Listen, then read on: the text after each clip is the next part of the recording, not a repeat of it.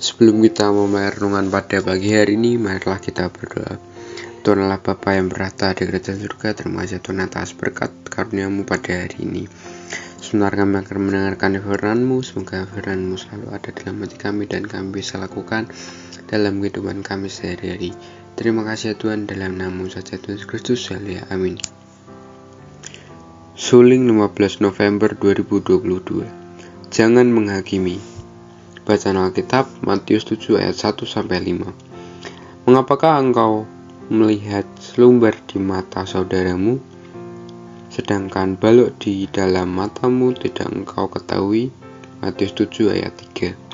Menghakimi dan melihat segala kesalahan atau kelemahan orang lain, meski itu sekecil kuman, adalah pekerjaan yang paling mudah dilakukan.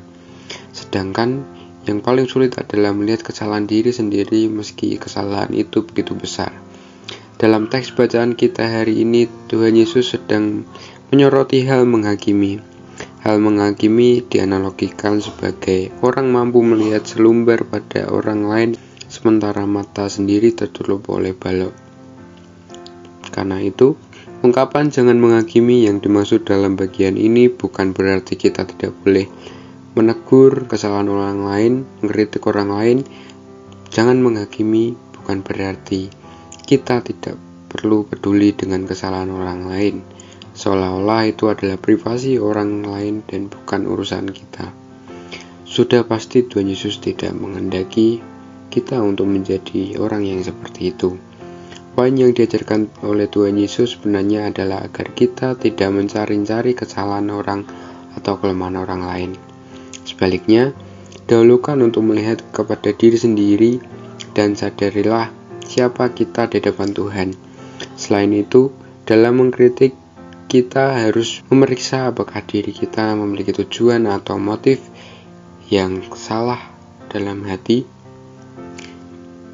Dengan demikian, kita akan dapat memahami atau mengerti orang lain, sehingga hasilnya kritik yang kita berikan bukan bertujuan untuk menjatuhkan seseorang, melainkan untuk membangun orang tersebut menjadi lebih baik. Sebagai manusia, kita adalah orang-orang yang tidak luput dari kesalahan. Dimanapun kita berada, kita pasti akan mudah menemukan kelemahan atau kesalahan pada diri orang lain.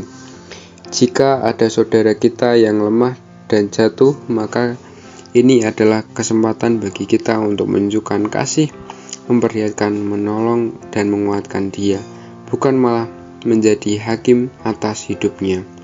Lebih daripada itu, mari menyadari bahwa kita pun bisa menjadi lemah dan jatuh.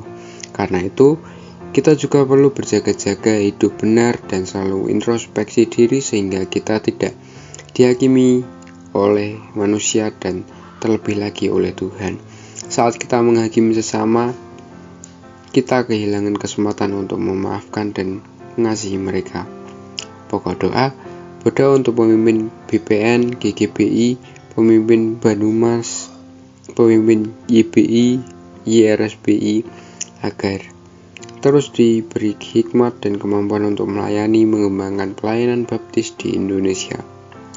Sekian renungan pada pagi hari ini, Tuhan Yesus memberkati.